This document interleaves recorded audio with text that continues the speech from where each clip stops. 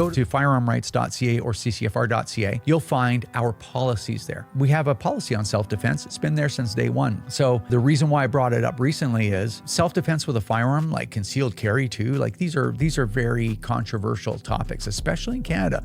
You have a very sensitive population that's not used to that kind of conversation. Can you use a firearm to defend yourself in Canada? You absolutely can, but it's complicated and it's a real minefield legally. But yes, you can, and people have.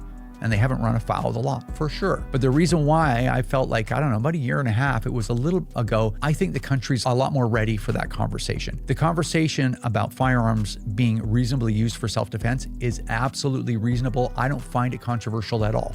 So I'm not going to rehash everything I said about it last time, but you shouldn't be surprised that we're talking about it. We've had a policy on our website that I've taken heat for it, especially the concealed carry one. But, you know, if you read the policy itself, you'll find that it's reasonable. It's not like no rules, everybody gets guns. It's like, hey, you know, meet the standard and whatever. And, you know, you're still liable for your actions. You know, you can't just run around and say, you know, somebody looked at me wrong or whatever. You read those policies and you see that they're reasonable and they would increase public safety. And they would also increase the trust that you have in this relationship between the government and citizens. Like that's an important relationship to me. That's why it's always appalling for me to see the government squandering that relationship, poisoning that relationship. That's the relationship actually that holds the country together. So anyway, we believe strongly that you should be able to use a firearm for purposes of self-defense when it's appropriate. And I think the country is ready for that conversation. So that's why I brought it up in the first place. And I'm glad that people feel about it the way they are. And even people that aren't gun owners are feeling about it the way that they are these days. That's a good sign because Canada hasn't ever been as dangerous as it is right now.